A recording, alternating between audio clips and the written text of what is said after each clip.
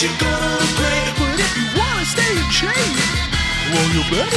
Gymwits. That's right, man. You tell 'em. Welcome to the Gymwits podcast. I'm Ryan George. I'm Justin Guild, a.k.a. Chef Sonic. And we are the Gymwits, the UK's fourth most popular podcast. Nice. I thought we were the third most popular. I don't know. I don't know where we are. I just know that our numbers in the UK keep going up at a far greater rate than our numbers in the US. The US still beats our numbers in the UK, but I just like saying we're the fourth most popular. I don't know where we are. We might be first, we might be 80th, but I just like saying that. Nice. Yeah.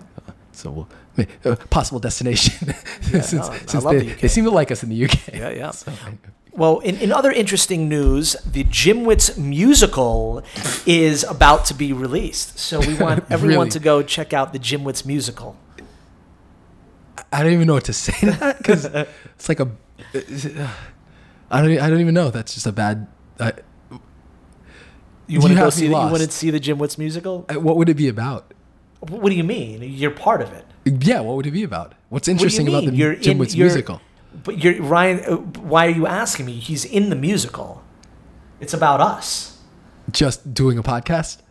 Look, you have to go see it. Well, since you wrote the theme song, you would obviously do the music. No, right? I didn't do the music for it. So who did the music? You have to go see the show. Where's the show? On Broadway. Really? News to me on the street. You're making no sense.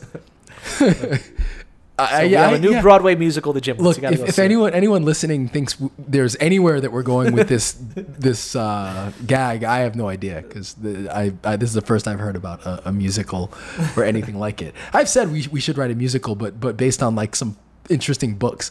Oh, I have a funny musical idea as well. Yeah. Okay. Well, let's shift gears to something else because clearly we're going nowhere with this. Okay. This musical. How's your exercise and pretty diet? Good. Oh man, I'm actually really sore. I've been kicking up my my workouts. I did really a tough sprint workout, intervals, fast running.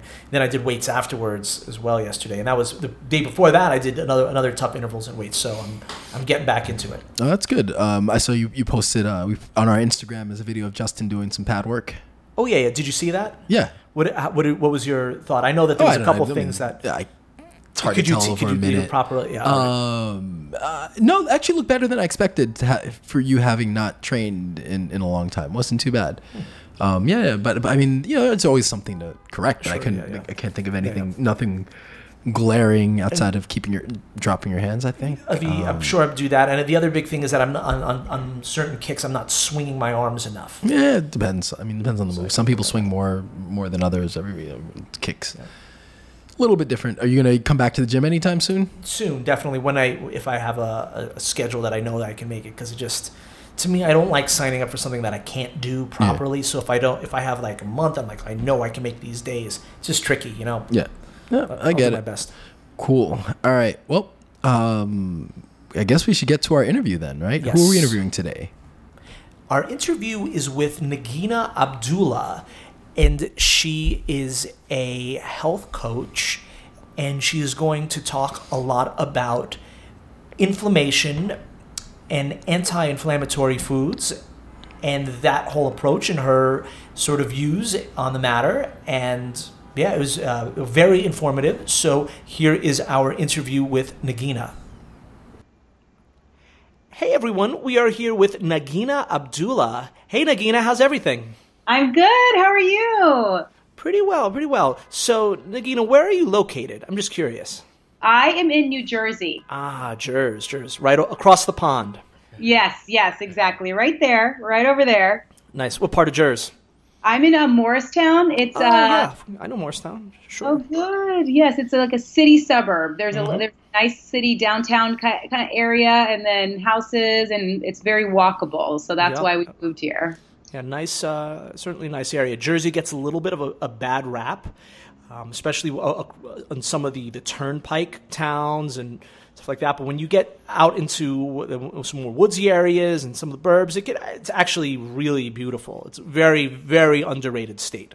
I agree, because I actually moved from California to New York, and then when I moved to New Jersey, I was just thinking I did not plan on moving to New Jersey. I wanted to move to New York, but once after I got here and started learning about everything, I mean, it is really nice. It's like 40 minutes from where I am to the city to New York. It's 40 minutes to the snow. It's 45 minutes to the beach. It's you can do everything. And for our listeners that might not be in the United States, or that might be other parts of the United States that sort of don't know about the relationship between the states New York and New Jersey. New Jersey always has the rap of being New York's sort of little cousin. And like New York is great at everything. It's got all the sports teams and all the money and all the entertainment, and the history in New Jersey is across the pond, the place where people visit New York, and no one wants to go to Jersey. So that's sort of the rap, but Jersey's actually an awesome state in and of itself. So, and I think people are really starting to realize that. All right, so we always start, well, sometimes I like to ask where you live, but about your health and fitness background. So tell us a little bit about that. Okay. Well, I have actually a personal story, which I'll tell you a little bit about, where I struggled with my weight and with my just being fit as I wanted to be for my whole life. I was very athletic. I was in lots of sports, but I just could not figure out how to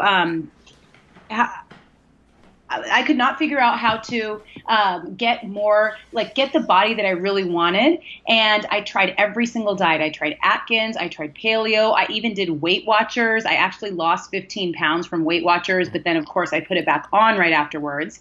And so it was just this vicious yo-yo cycle my entire life of losing weight and putting it back on, going to the gym for hours a week and trying to eat less and exercise more, and just not being able to quite find the hack or find the way for me to keep consistent at where I wanted to be.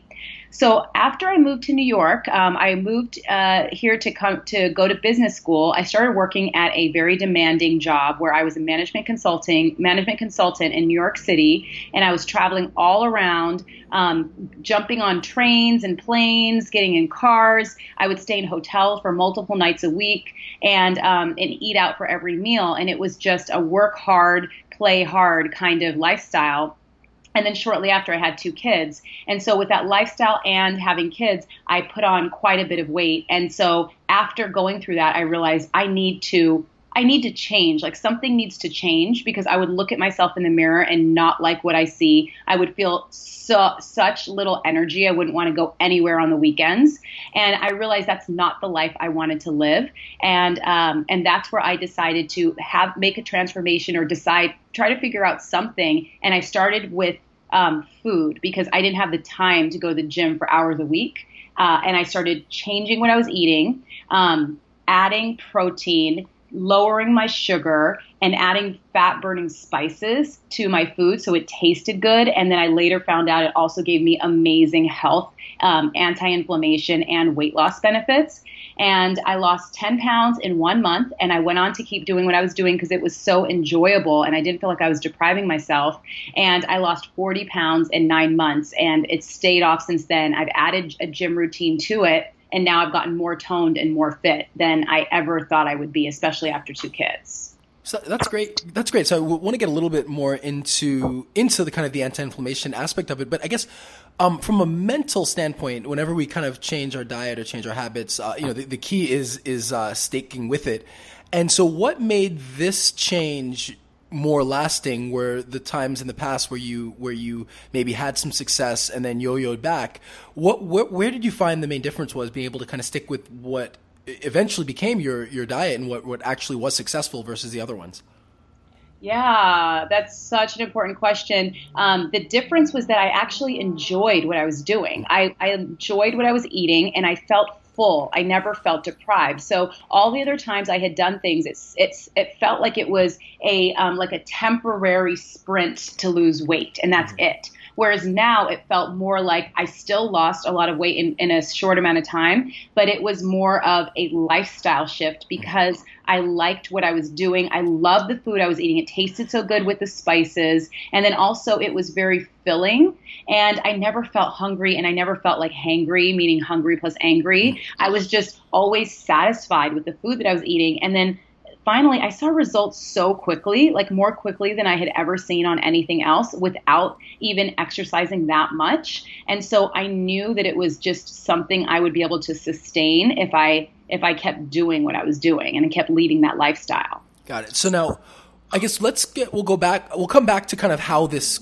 causes you to lose weight, but I'm interested in hearing, I guess, can you explain what is inflammation and why is it a bad thing? Maybe we can kind of start there and we'll get into, the foods and how that helped you also with your weight loss. But you can tell us a little bit about the negative effects of inflammation. That'd be great.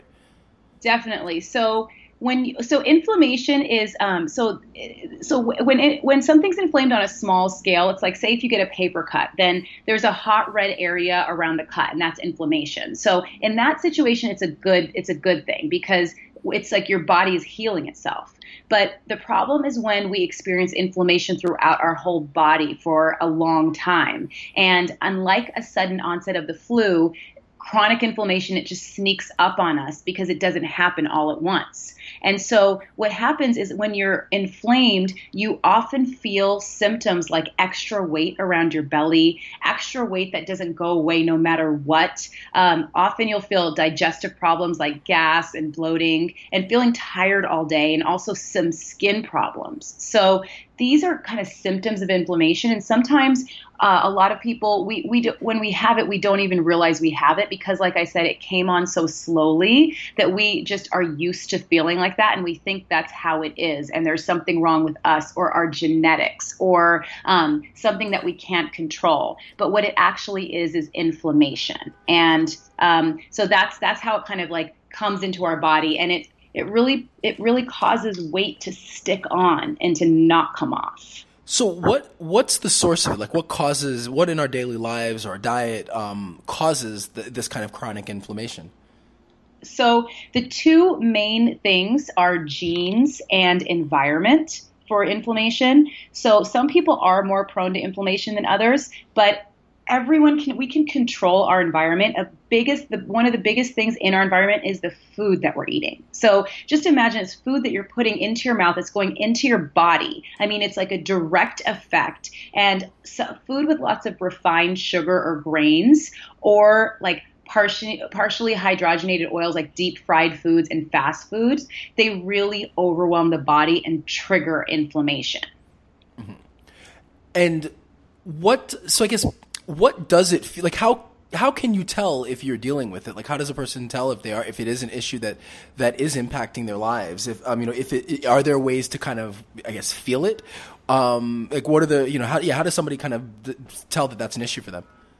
Sometimes people don't really even realize it. It's just if you are having, like if someone is having weight that will not come off, they're feeling tired or they're having any of the symptoms that I talked about, that's a way to start knowing that it might not be that they just can't lose weight or they just can't get healthier or their skin is just like that.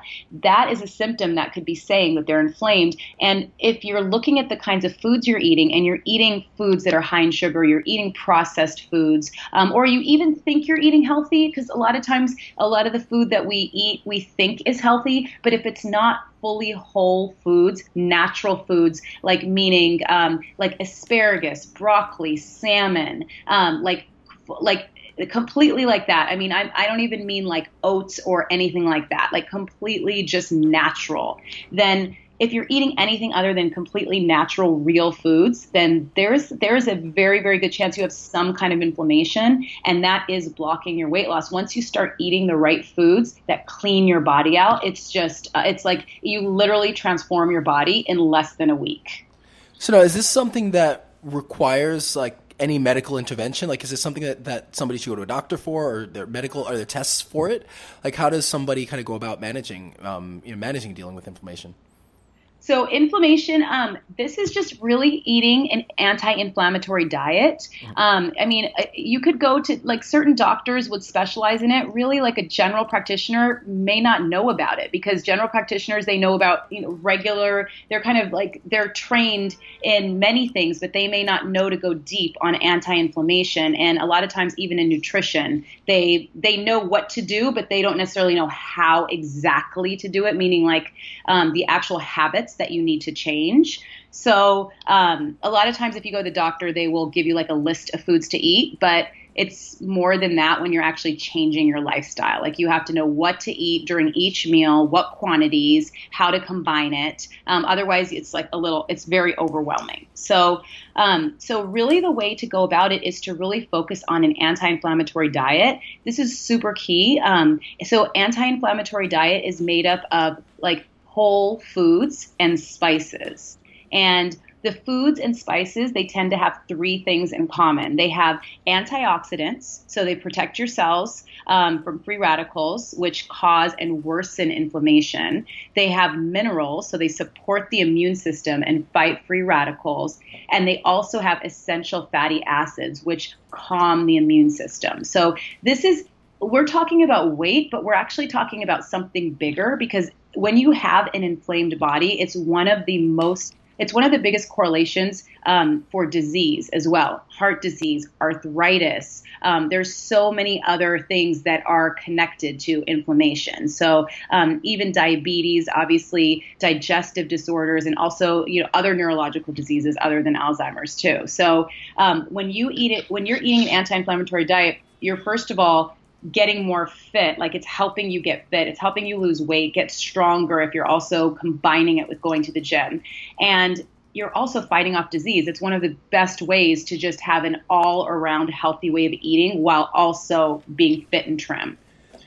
So what are some of the what are some foods, like what are some of the best kind of, I guess, anti-inflammatory foods? And then you mentioned spices, so maybe you can tell us a little about those. And then also if you can give us maybe like, where is the science? Like, how much has this really been studied? Because we've heard, you definitely hear a lot more about inflammation in the media and in magazines, but in the sense that it's almost become a bit of a buzzword. So sometimes you get a little wary about it when you hear something used over and over. So kind of, where is the science actually, when it comes to this, and how far along are they, as something that we really need to focus on and work with? Yes, absolutely. Okay. Well, there was just a recent study done. It was just talked about in the New York Times, but it was done by the American Medical Association, and it was published in the Journal of the American Medical Association. And so they divided people who wanted to lose weight into two groups: healthy low-carb eaters and healthy low-fat eaters. Both groups ate only anti-inflammatory whole foods, and one group just ate more healthy fats. The other group ate more healthy carbs. And at the end of the study, both groups had lost weight. And so it's like the anti-inflammatory low-carb eaters lost 13 pounds, and the anti-inflammatory low-fat eaters lost right below 12 pounds. And this was without counting calories, etc. So this is because there is such a strong link between inflammation and obesity. So when you're eating an anti-inflammatory diet, it unlocks weight loss, even if it's like stubborn fat that seems like it won't go anywhere. So this study was just recently done. It was done in 2018.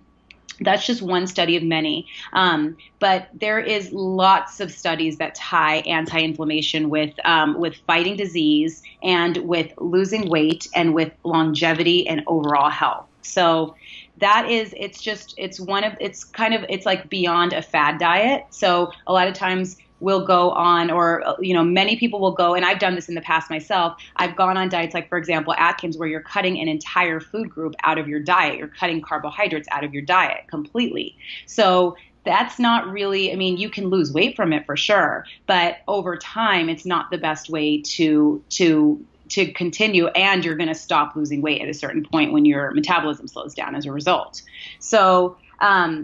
So you're not doing anything drastic. You're not eating less so that you're starving yourself or that you're feeling really hungry. You're actually feeling really full and really satisfied by eating whole natural foods. Like, it's pretty much like, what could be wrong with whole natural foods and natural spices that have like natural health benefits. So you're not doing anything artificial when you're eating an anti-inflammatory diet. The main thing is just to know what to eat and how to mix it. So I can share some foods, a few foods, and then a few spices that are really powerful and really simple too to find. Sure.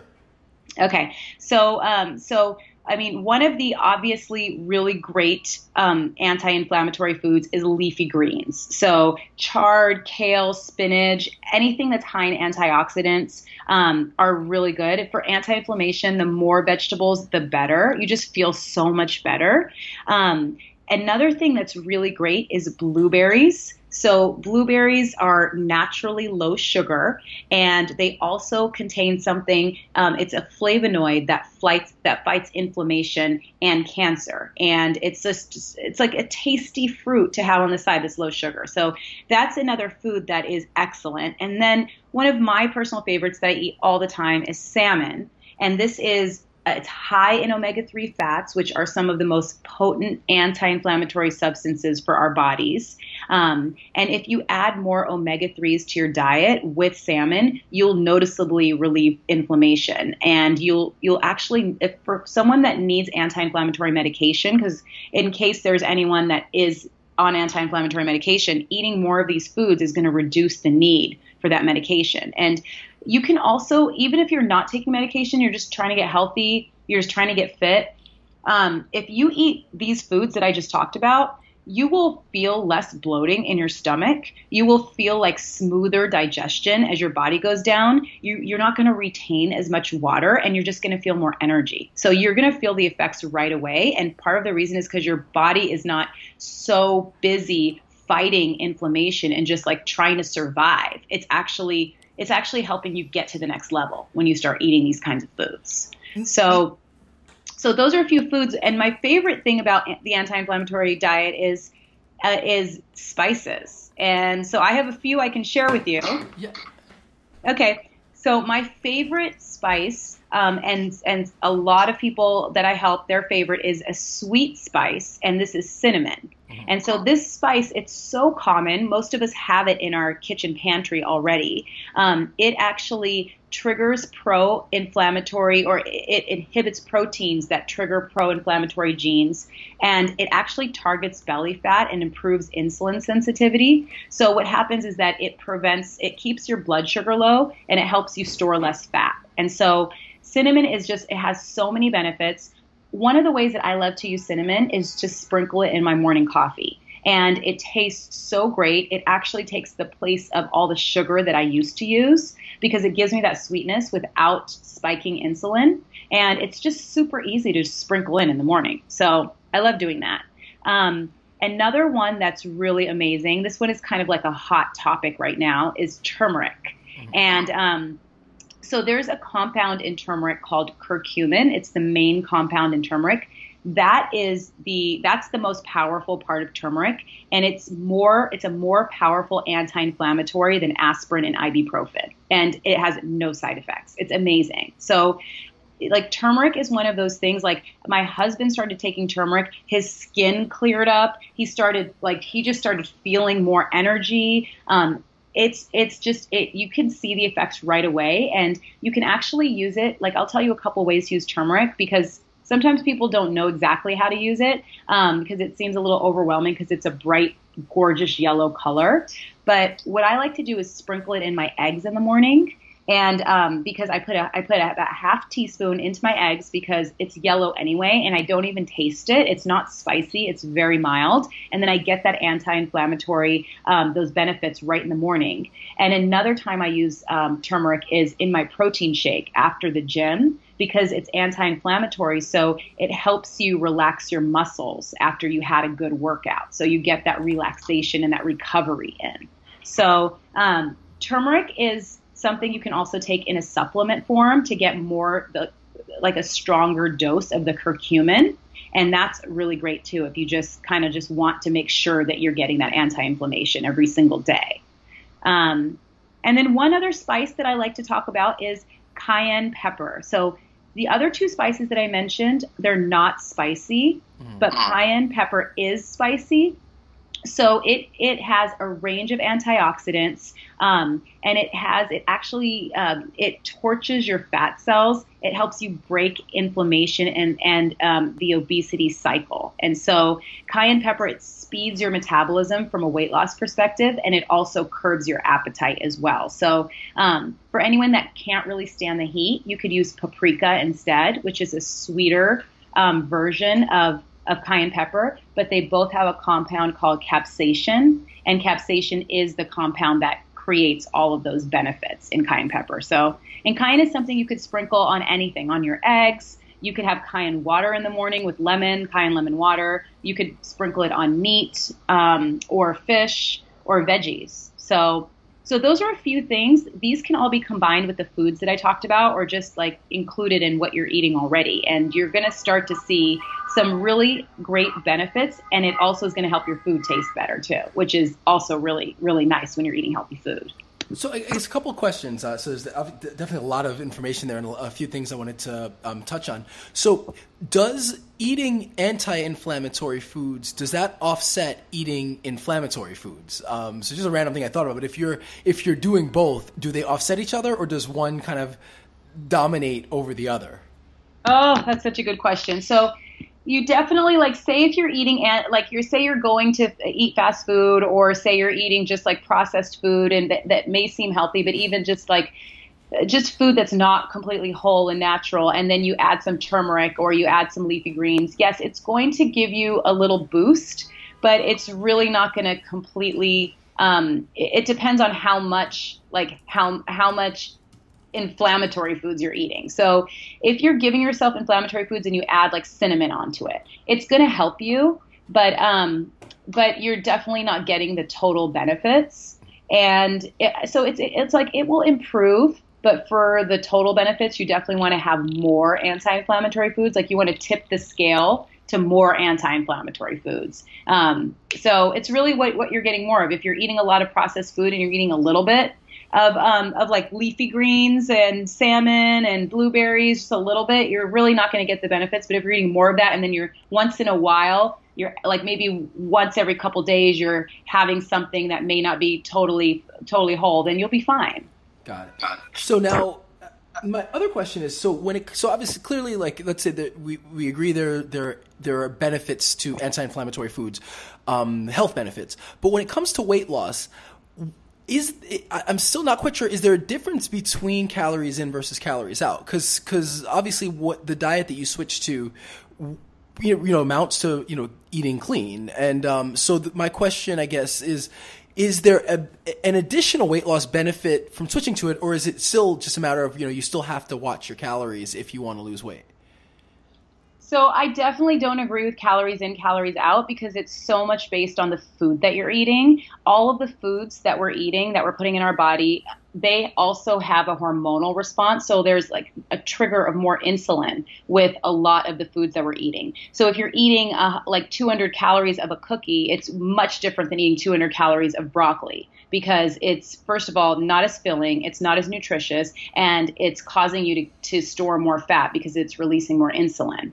So the types of foods, that's the key. If you actually eat an anti-inflammatory diet, you really don't need to count your calories, because naturally all of the foods are low calorie anyway and high fiber, so they're keeping you full. Now, of course, there is some aspect to it, like you do have to know when you're full, and if you keep eating, then you're going to have to, at some point, you would overeat. So the first step, and this is how I always do things in small steps. The first thing is to change the kind of food that you're eating. Like, start changing it. Maybe add some spices, add some cinnamon to your coffee, add some turmeric to your eggs. Have one more salmon a week than you would, like one more piece of salmon a week than you otherwise would have.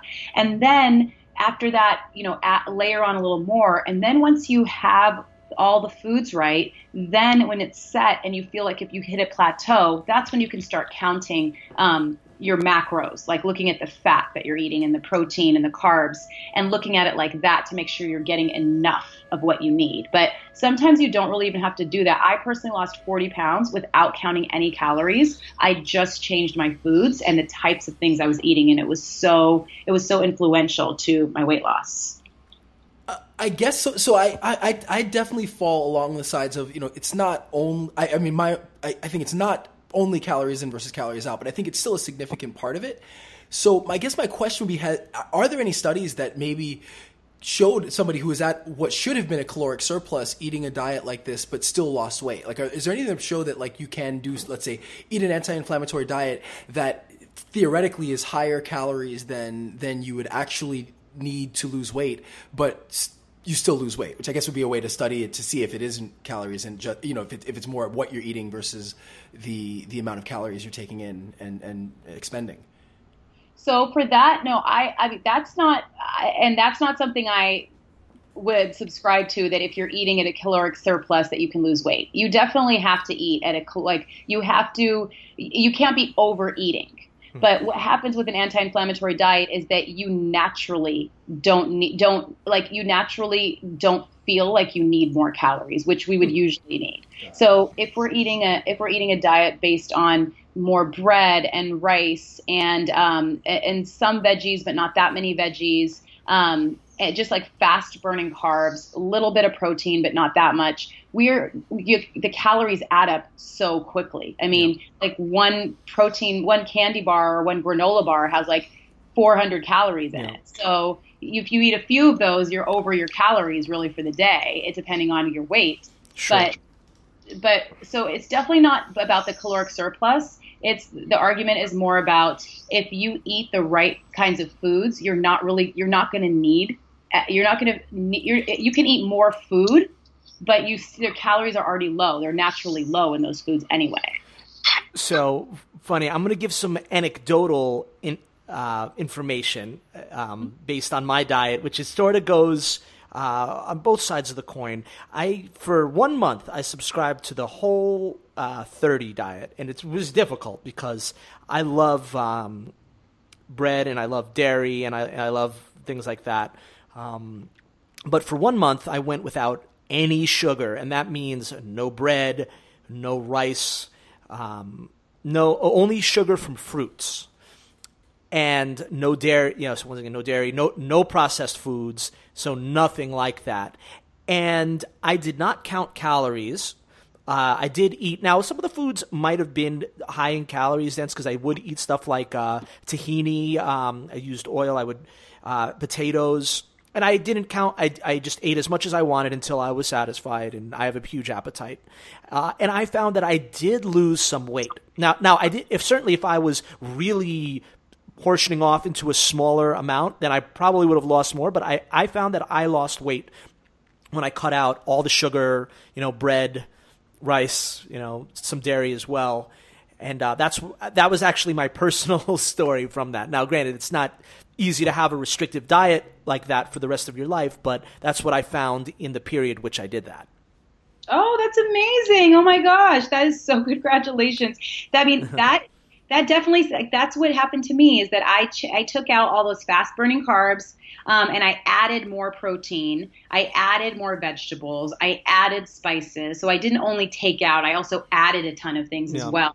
And because of that, like, my weight just dropped. And a lot of it was because of the hormonal response. Like, your body's not releasing as much insulin because you're not giving it bread and rice and all of those sugary processed foods. So it's just stable and a nice energy all the time. Yeah, I did. And I did feel, I did have good energy. It was a little, for me, it was hard because the really only carbs that I could eat were, besides fruit, were potatoes and sweet potatoes, which are healthy foods. It's a little difficult for me just because I've always been one that sort of, and it may just be what my body is conditioned for, or maybe naturally how I am. I always felt like I needed carbs in order to think proper. Now, that doesn't mean that I would scarf down tons of white bread and sugar, but when I was able to eat, good types of rice, just stuff like that, I would function better. So I have one little issue with that, but for the most part, I thought it was positive. Now, shifting gears a little bit, as we hear about inflammation, people will come out of the woodwork trying to sell products or supplements or systems or whatever it is. So it makes perfect sense to cut out, most of your sugar, cut out processed foods, anything that would be inflammatory in that way. But now I'm starting to hear that there is a lot of other foods that cause inflammation that are unhealthy. In fact, I saw one system being advertised, and there were supplements that were going along with it and whatnot that claimed that nightshades and some other related foods should never be eaten. And I find that very hard to, pardon the pun, digest. That tomatoes, eggplants, foods like that are unhealthy, that can cause them. So what do you think about whole foods, natural foods that supposedly, and beans as well, which I heard cause a lot of inflammation, but beans are a staple food. People have been subsisting on them for thousands of years, right? It's very hard for me to swallow that beans, eggplant, tomato are bad for you. What do you think about that? I love that you're saying that. I mean, I have also read that as well, that they're inflammatory. It did surprise me because I lost 40 pounds eating a lot of eggplant and having tomatoes in a lot of food that I eat, and ate then. And then actually lentils were my key carbohydrate that I ate because instead of having fast burning carbs like bread, I would have lentils every day. And lentils have been shown as one of the foods that people that live to be like 100 plus, that's one of the things that most of them have in common is that they have lentils in their diet. So I have seen that. I'm sure, I'm sure that there is some evidence that they're inflammatory, but what I found from a weight loss perspective, it did not stop my weight loss at all. And I've also seen studies that show tomatoes are anti-inflammatory. Sure. So I think that sometimes it's like you could be very extreme with things, or you can do what is working for your body. Sure. And if everything seems like it's working fine, if you're like everything is digesting nicely and you feel good, then it could work for you. But there may be some elements of it that are inflammatory. I personally eat all of those things, and lentils are like a key staple in my diet. They always have been. I mean, they have been since my weight loss and during my weight loss. So one other food. What about dairy? You hear people coming out and saying that dairy is to be avoided at all costs. It's one of the terrible things that we're the only species that drinks milk outside. Like, you hear all of that stuff. Now, personally, once again, I don't know if this is just my own experience. When I eat less dairy, I actually feel a little bit better. Like, perhaps I don't bloat as much, and just I just feel a little bit better. But is dairy to be avoided at all costs? So I've had a similar experience. I didn't know that dairy was affecting me. Because people who are lactose intolerant know they're lactose intolerant. I never thought that I was lactose intolerant. But then I took it out of my diet as I started to lose weight because I just wanted to take all of these potential or these possible inflammatory foods and drinks out. And so I took dairy out. And then once I put it back in, I realized it gave me a lot of gas and it gave me a lot of bloating that I just thought was normal before. I just thought that's how everyone feels all the time. And so I do keep dairy out of my diet. I do have pizza and I do have ice cream once in a while. And I'm fine. I do feel a little bit of that feeling, but it's not that bad. So I do still go for it, especially when it's like family pizza night or, Sure. Lots of times when there's pizza around. But I don't drink a glass of milk anymore. There is a lot of things that I have read about Greek yogurt and cottage cheese being fine to have because it's pasteurized in a different way. And so I do have cottage cheese because it's really filling. It has amazing amounts of protein with lower calories. It's very filling. Greek yogurt, I just don't really like it, or I don't feel like I want it. But it's a great protein source, especially for vegetarians. Sure. But I advocate taking dairy down from your diet a lot because, you usually notice the change in bloating, and often just drop weight so much faster because your body, the reason is because your body was so, it was just working to digest that dairy, and there was usually some inflammation around it. And so it didn't have a chance, you're not able to lose weight as easily when your body's not processing at its most efficient state. Cool. So shifting gears a little bit, you write for, I think it was Business Insider, right? You have a few articles for them. Yes. Correct. And so a couple of your articles were interesting because it's about kind of how you were able to kind of achieve results while working kind of extended periods of time. So how do you do that? How do you manage a 60-hour work week while also trying to be dedicated on getting healthy? Yeah, well, thanks for reading the articles. That's so amazing. So I use a lot of hacks and tricks for staying healthy and finding the time, because like I said, I was a management consultant. I worked over 60 hours a week. I was traveling all over the place, and I lost my 40 pounds during that time while I had 2 kids. And so a few things that I did were, because it was so important to me to lose the weight and to feel really good about myself, I would do something called Sunday prep, which I take a little time on Sunday and I would chop up any veggies. Now I just buy my veggies chopped, but I would marinate something, or I would marinate fish or marinate chicken. And that way, when it's during the week, I could just put it in the oven, or I would roast vegetables or make them. And so I would just dedicate some time on Sunday, and it wasn't my whole Sunday. A lot of times it was just an hour, and it just got me prepared for the week, because once Monday hits, you work a full day and you come home. The last thing that I wanted to do was to start from scratch and cook a meal or even think about what to do. But when I would just open the fridge and there was a marinated meal and veggies already cooked and lentils already that I had made in a crock pot, it was almost like I systemized my healthy eating, which resulted in just rapid weight loss, because I didn't have to think and then end up ordering pizza every night because I just didn't feel like cooking. So that was one key thing that I did, is Sunday prep. And then another thing that I really like to do is I like to make my smoothies. I'll also do that during Sunday prep, or sometimes I'll do that on Monday if I have a chance. I like to have smoothies in the morning because I put protein powder in them. I put veggies. I put BCAAs. I even put collagen in them now because it makes my skin so much shinier.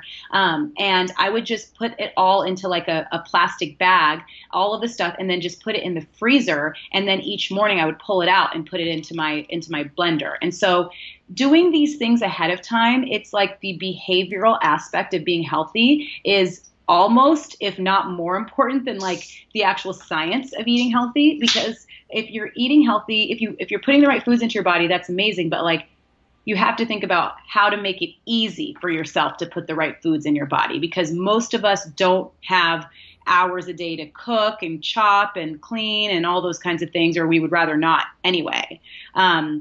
So those are a couple things that I did. I have a lot of other hacks in my Business Insider articles. But yes, those are a couple of the things I did. And one thing I'd like to ask your opinion on this is that has been known to cause weight gain, especially for people that are over a certain age. And I think it might even affect women more, is stress. Cortisol, and I believe I've heard that it will affect either weight causing you to gain weight or not being able to lose weight, and it also affects your sleep, and it becomes a vicious cycle. And certainly, food is something we really stress about. If you think about it, food is a big source of stress for a lot of us. You feel guilty if you order something, you get hungry, and then you make bad decisions. It's stressful at the supermarket, worrying what to get. Things are expensive and time consuming, and so little hacks like that. Preparation is I think is really good advice. What do you think about stress, though, especially if doing a 60 to 70 hour week? Well, yes, definitely when you get stressed, it's a cycle. You get stressed. A lot of times people stress eat. So because you're stressed, because maybe that there's a client that needs something right away, or you have a lot of deadlines, or you just have a lot on your plate, then a lot of people stress eat. So they'll go to the kitchen or the cafeteria and just kind of like grab whatever there, whether it's a donut or a piece of cake, and just eat that because it gives you this temporary rush of dopamine and serotonin. It makes you feel so good right then, and that's all you need. And so then because you ate that, you start feeling worse because you get a sugar crash soon after. Even though you got a sugar high for a moment, you get a sugar crash. It brings you down. It makes you feel lower, and you actually feel hungrier because what happened is like all the sugar got wiped out of your body. So you feel hungrier, and then you eat again. So you're eating like so many more calories. So stress is definitely a huge cycle. When you can eat the right foods, it is transformational to your stress. There's lots of studies that I've actually written about, many of these as well, where when you eat more sugar and more unprocessed foods, the way that it creates free radicals in your brain, it causes you to be foggy. It causes your brain to be foggy. It causes your memory to reduce, and it causes you to be less focused. And so you're going through if you are able to eat less sugar, you actually have a more optimized brain and mental state, and your energy levels throughout your whole body stay more even. And so you're more productive, you are more creative, and you feel better. You have consistent energy all the time. So managing stress by eating whole natural foods actually causes you to be even more successful. I mean, there's a linkage between that. So, where can everyone find you? And I know that you mentioned that you wanted to give an offer for our listeners. Yes. I have a free gift for the Gymwits listeners, which I'm so excited about sharing. So this is my sweet spice cheat sheet. This is the spice that's in your kitchen cabinet. It helps to lower blood sugar and curb sugar cravings. And my cheat sheet includes the 3 benefits of using this spice, the 3 health and weight loss benefits, 5 ways to use it in your day, and then an easy fat-burning tea recipe using the spice. And so I would love to share that with listeners at masalabody.com/thegymwits. So the Gymwits. And I will send that over to you. And then right after I send that to you, I will also follow up with my free ebook called 7 Spicy Recipes to Melt Your First 7 Pounds. And then you'll start getting some more emails and communications with me, and I'll share you'll see my website and all of that. It'll all start with the cheat sheet.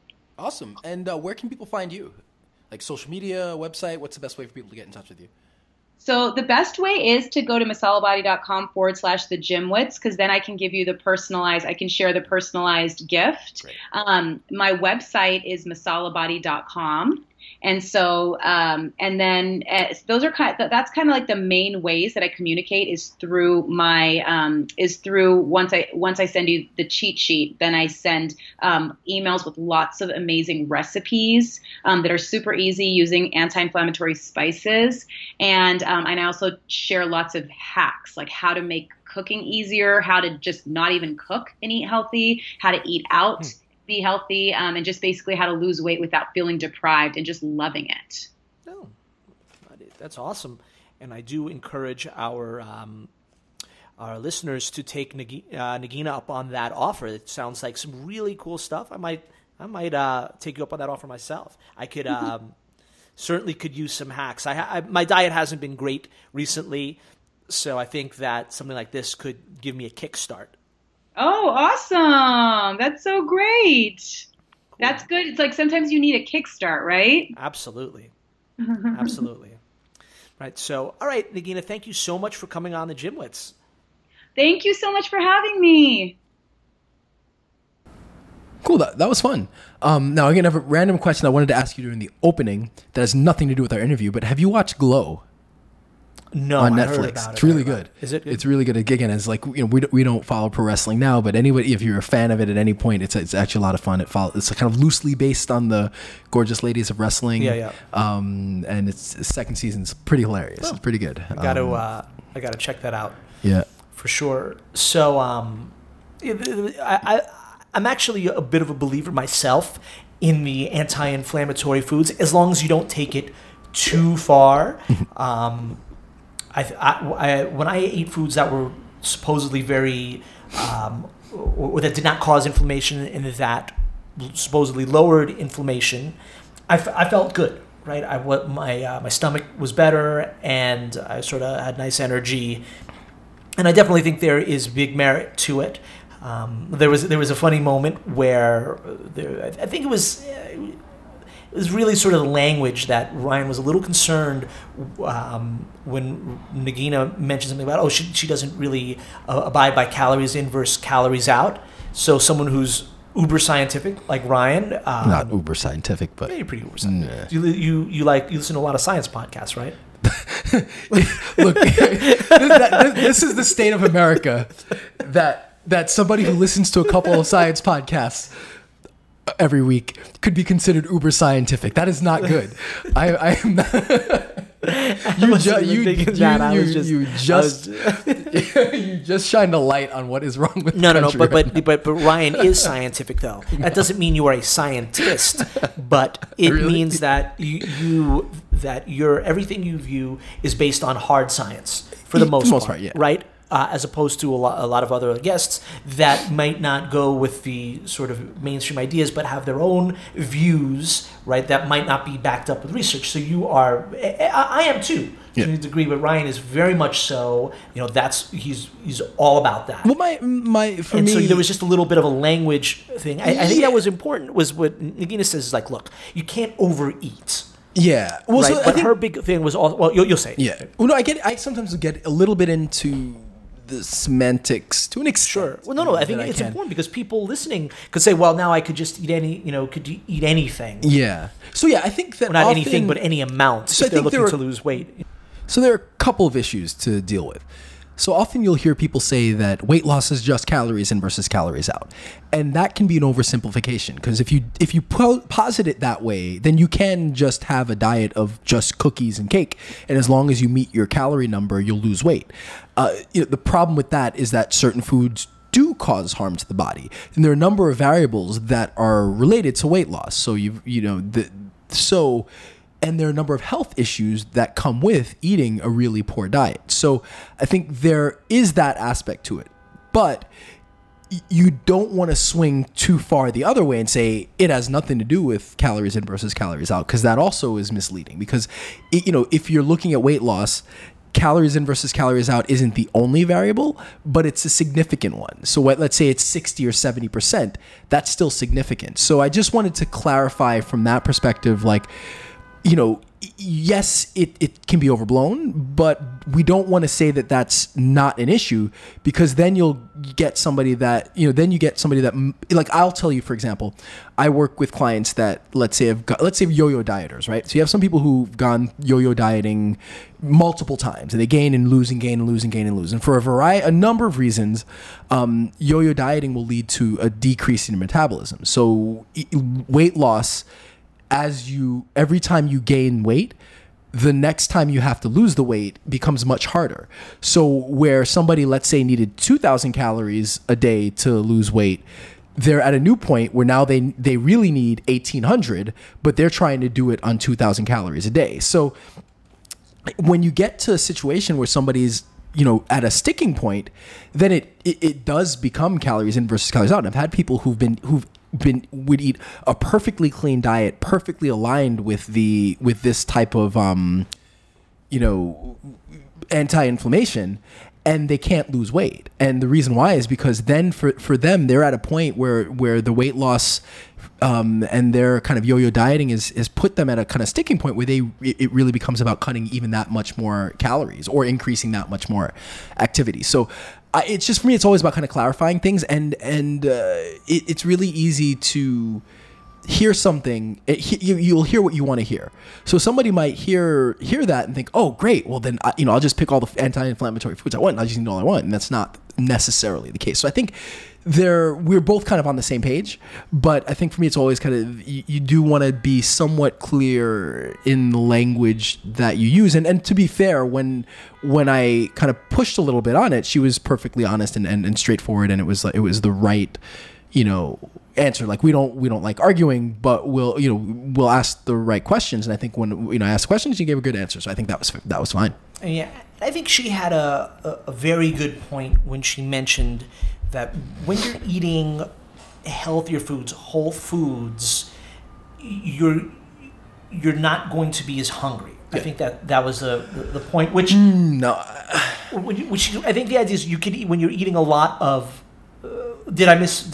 No. I think there's, again, it's tricky. Like everyone is different. That you can eat a lot of healthy food, so you are eating a lot, but you're getting more bang for your buck. There are a couple calories parts. And fiber and things like that. I don't quite subscribe to that because I know, again, knowing people who have really.